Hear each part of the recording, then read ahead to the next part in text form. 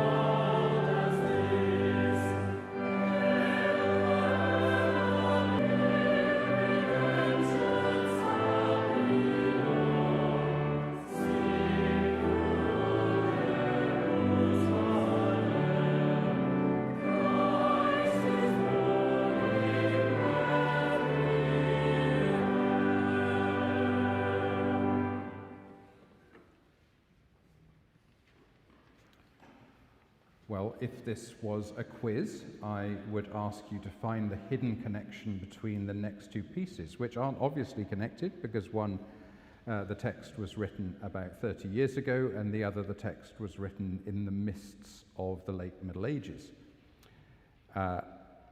the connection, I'll tell you, because it's not a quiz, so I'm going to tell you now, is Bristol, my hometown, and I'll explain why in a few moments' time. U.A. Fanthorpe studied English at Oxford and was a teacher at Cheltenham Ladies' College.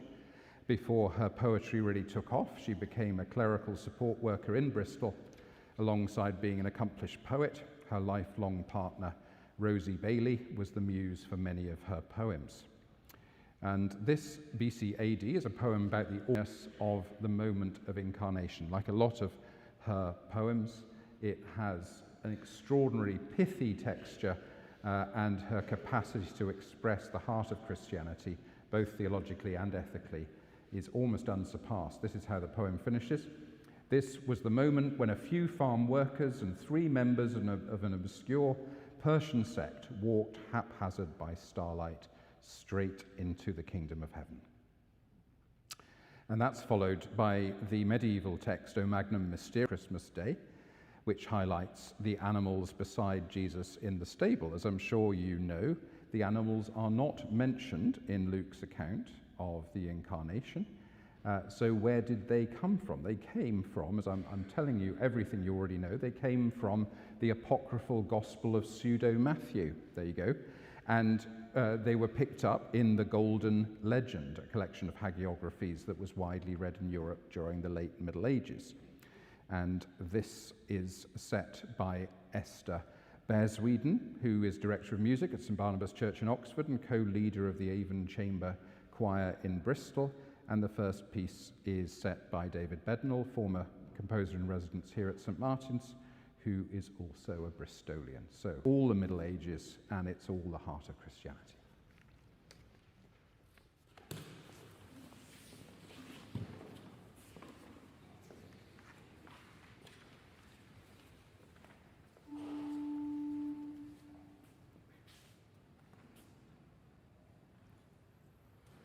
This was the moment when before time into after, and the future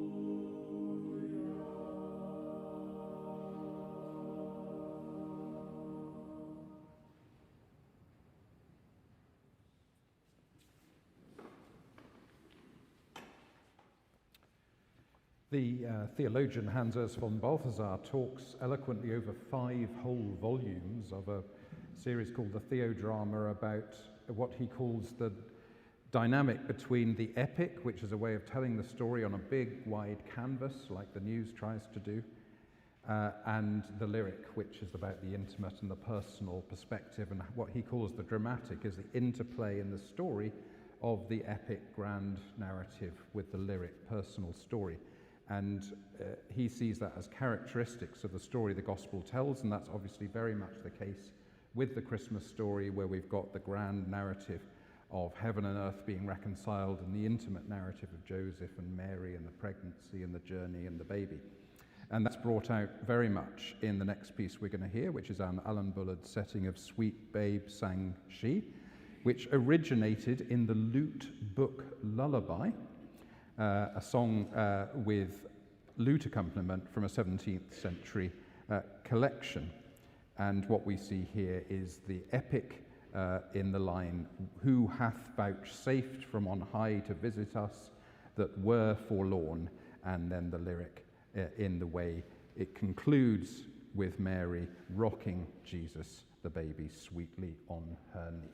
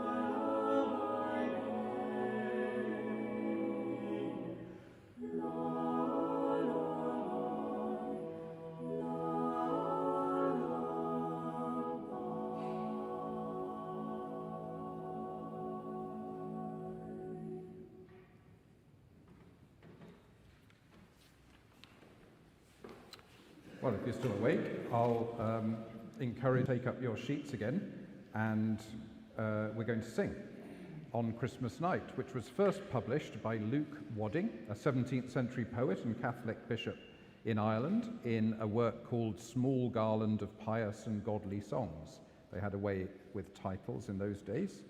It's unclear whether Wadding wrote the song or was recording an earlier composition. So I hear you say, how does it come to be called the Sussex Carol? Good question. Vaughan Williams heard it being sung by a certain Harriet Verrall of Monk's Gate near Horsham in Sussex. The tune to which it's generally sung today is the one that Vaughan Williams took down from Mrs. Verrall and published in 1919. So it really should be called the Verrall Carol, but we call it the Sussex Carol, and we're going to sing it lustily now. We remain to stand and lead us as we sing on Christmas night.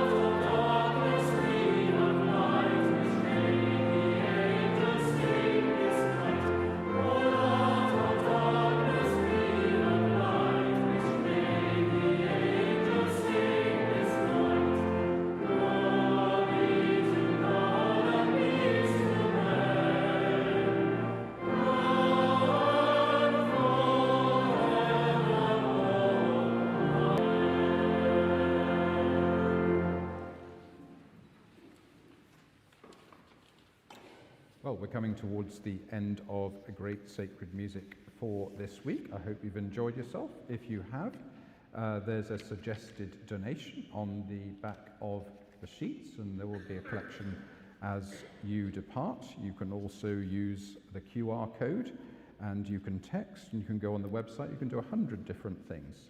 If you've enjoyed specifically today's music, you may be interested to know that some of the carols appear on the recently released St. Martin's Voices CD, A Babe is Born, Music for Christmas, available in the shop downstairs, where you'll also find a book entitled Great Sacred Music. Wonder what that's about. It's about just this, how this tradition grew up over the last 13 years at St. Martin's, and it has a whole lot of information about the music spoken at this occasion. If you'd like to cherish the memory or learn more about Great Sacred Music, the book is also in the bookshop downstairs. Now we're going to, well, don't forget, of course, it's Christmas. You probably knew that. And we had our community carol service last night. We've got 2 lots of 9 lessons and carols here on Sunday afternoon at 3 and 5 o'clock. We'll have a parish carols on Christmas Eve and a Christmas Day celebration at 10:30. So do join us for any of those or any of the tickets for the concerts that are still available at the box office downstairs. With May We Joy Now in This Fest, composed by Cecilia McDowell, the great Cecilia, who is a great friend of St. Martin's and whose music we perform at every opportunity. And this was translated by the prolific Anglo-Catholic late 19th century priest G.R. Woodward, who translated pretty much everything that hadn't already been translated, and it originally came from a 15th century English text. Thanks for joining us.